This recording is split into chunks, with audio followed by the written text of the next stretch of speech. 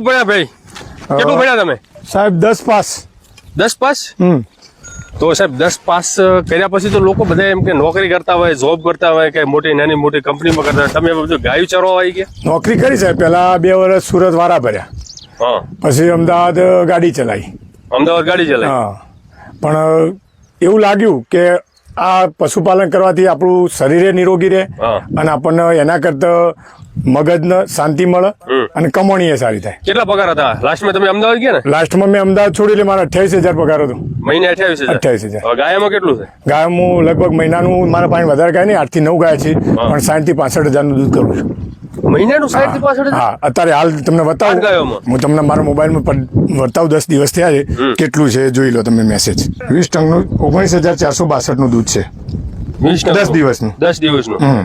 શું વાત છે સાહેબ! તો 60,000 તો પ્રોપર 30 દિવસના થઈ જાય? 30 દિવસ. તો મારી પાસે વધારે ગાયો નથી, 9 કે 10 ગાયો જ છે. એમાં 8 જ ગાયો દૂધ આપે છે. પણ કોકરેજ ગાયોથી તમે આટલું કમાવો? હા, કોકરેજ ગાય. રિયલી કહો છો? હા, રિયલી. આ કોઈ તમને મેસેજ ના કોઈ ભેંસ નથી રાખે? રેડો મારા ઘરે પણ બતાવું ભેંસ હોય તો. કોઈ ભેંસ કોઈ વસ્તુ નહીં. આ બધું દૂધ ક્યાં જાય છે? આ ડેરીમાં. બધું ડેરીમાં? ડેરીમાં. શું ફેટ આવે? ફેટ 4, 5, 4, 6, 4, 5, 4, 6. શું વાત છે સાહેબ! કાંકરેજ નો આવે.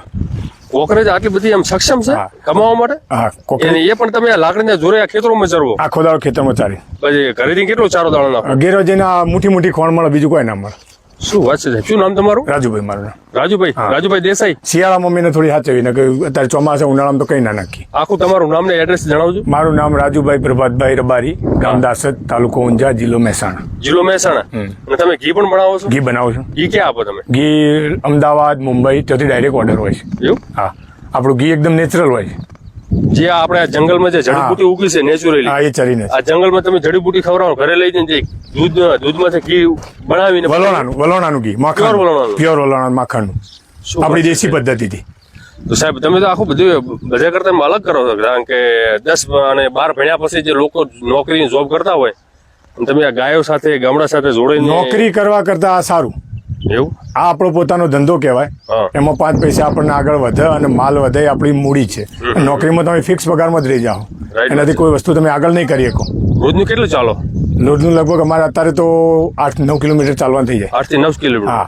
તમારું શરીર બરી એકદમ તંદુરસ્ત, ગાયનું દૂધ પીવો અને આટલું ચાલો, ગાય સાથે જોડાઈને તો કોઈ સ્ટ્રેસ કોઈ ના, કોઈ નહીં, કોઈ ચિંતા નહીં. વગડાઈએ એટલે ઘરનો સ્ટ્રેસ હોય એ બધો જતો રહે.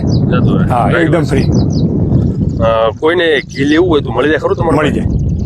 તમારો મોબાઈલ નંબર શું તો બોલજો સાહેબ? 98 240 11 793. હવે ભાઈનો મોબાઈલ નંબર આપણે સ્ક્રીન ઉપર આપો છે. કોઈને શુદ્ધ કાંકરેજ ગાયનું સ્વર્ણ સારવાળું જડીબુટીઓ આખો દિવસ જંગલમાં ચરે છે અને ઉત્તમ દૂધ હોય એનું કાંકરેજનું જે દૂધ કહેવાય સૌથી ઉત્તમ કહેવાય, કારણ કે સૌથી વધારે વિપરીત પરિસ્થિતિમાં આવી ચરે, ગરમી ઠંડી 48 ડિગ્રીમાં ચરે જાય. 48માં ચરે. અને એ ગાયના દૂધનું જે ઘી હોય સાહેબ, મરી ગયેલો માણસ હોય ને એને પણ જીવતો કરી દે એટલું સ્ટ્રોંગ. ઘીની કિંમત શું છે સાહેબ? ઘીની કિંમત 2500 રૂપિયા. 2500 રૂપિયા? હા.